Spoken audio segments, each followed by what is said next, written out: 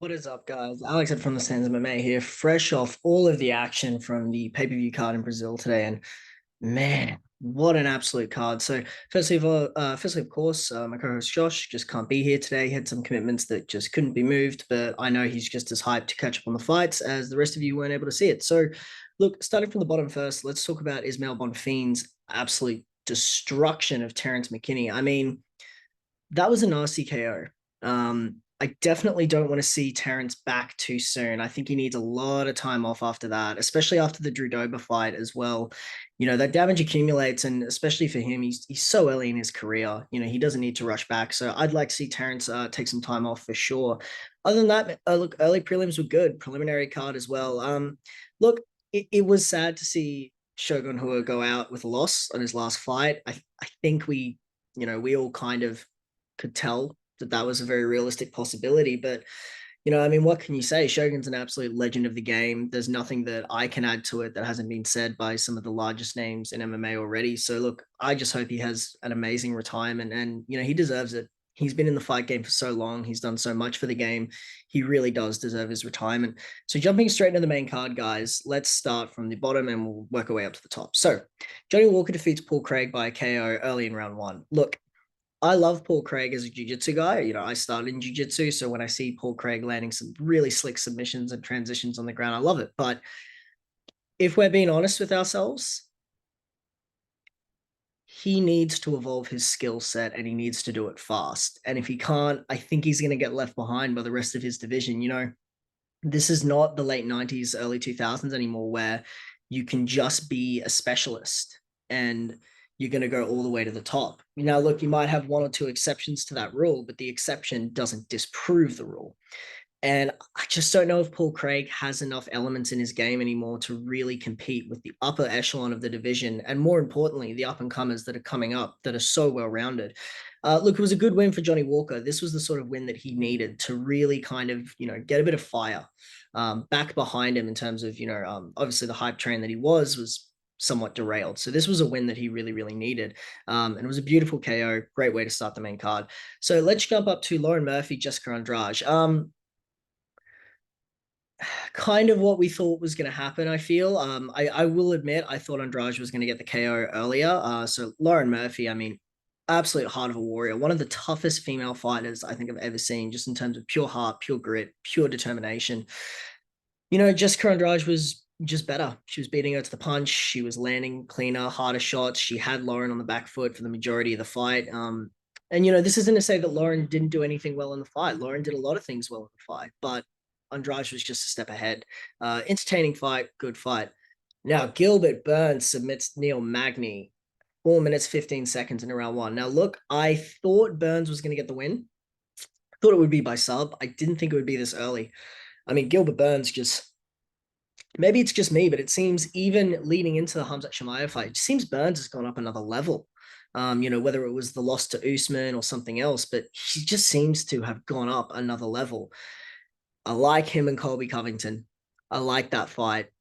I don't know if they do it, but I like that fight. And that's a fight I really want to see really badly. But man, Gilbert Burns, I mean, you know what you're getting and you still can't stop it. He's one of the best jiu-jitsu guys in MMA today. His wrestling is getting better and better each fight. And his striking, essentially makes it so pick your poison. Do you want to focus on defending the grappling or do you want to focus on the striking? Look, great win for Gilbert Burns and Neil Magny. I don't think this hurts his stock too much. And I think we'll see Neil Magny back in there again soon. He's a gamer. He's always up to fight. Jumping into our co-main and probably the fight that I was most excited for, Davidson Figueiredo and Brandon Moreno. Brandon Moreno essentially winning the fight at the end of round three by doctor stoppage due to not necessarily an eye poke, but damage to the eye. The doctor essentially made the decision that Davidson couldn't continue. I mean, Brandon Moreno looks so good in this fight. I think out of the 4 times that these guys have fought, even though I know Brandon got the finish in the second fight, this was the best I think Brandon has looked against Davison Figueiredo. And I think this is one of the best performances of Brandon Moreno's career. Now, there are certainly some things to fix up. His head got caught at least twice in a guillotine attempt, so he probably does need to work on that, which I'm sure he knows as a fighter of his level. But I mean, this was an amazing fight, but Brandon really started to run away with it in round two, especially. He just really started to run away with it. And I mean, what can you say? Definitely one of the greatest flyweights of all time. I don't know if I'd put him above DJ just yet, and it's a shame that DJ isn't in the UFC because I'd love to see Demetrius Johnson and Brandon Moreno fight. And in terms of what's next for Moreno, I would suspect it's Alexander Pantoja. I would suspect that that's the next fight. And Davison said he's moving up to 135. So that'll be interesting. And I think that actually adds a whole new dimension into 135. And I'm curious to see how Davison looks, at a more natural weight for him because he cuts a lot of weight to get to 125. Jumping up to the main event, I wouldn't be surprised if this is Glover's last fight. As I said, I'm fresh off the pay-per-view, so maybe he's already announced it. I wouldn't be surprised if this is his last fight. In the last fight with Yuri Prochazka, and in this fight particularly, he took a lot of damage.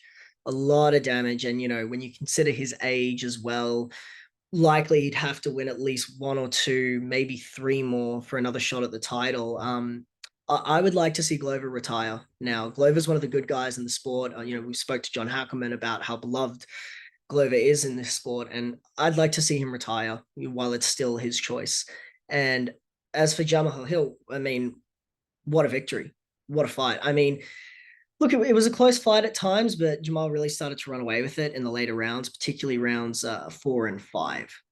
There was a point in round 4, I think that fight could have been stopped. Glover was taking a lot of damage, and I understand that Mark Goddard's one of the best in the game, and I understand as well, you're in Brazil, it could be Glover's last fight. You want to give him every single opportunity, but I think you also need to look at, this was likely Glover's last run at the title, his age, does he really need to take that much more damage? But that's just how I look at it. And man, like heavyweight's interesting now. I would suspect we get Jamal Hill and Magomed Ankalaev next. I would suspect that that's going to be the next fight. In terms of who wins that fight, that's a whole other different story. But I mean, look, this was a good pay-per-view. This was a solid pay-per-view from start to finish. You had some highlight reel finishes. You had some absolutely gutsy performances from the likes of Glover and Lauren Murphy. You had some great fights as well. I think this was a really good card for the UFC to sort of start their pay-per-view run for this year on. Overall, 7.5 out of 10. I'd give it a 7.5. It was good. Very, very good card. But look, other than that, I'm just going to leave it here today because my instant reaction off the card. But look, guys, we've got a lot of great interviews coming out. An interview with Joe Lopez, the head coach of Alex Volkanovski, just dropped. We've got an interview coming out soon with Antonio Caruso, and we have a lot more planned in the pipeline for 2023. So as always, guys, we appreciate the support, and we'll catch you guys on the next one.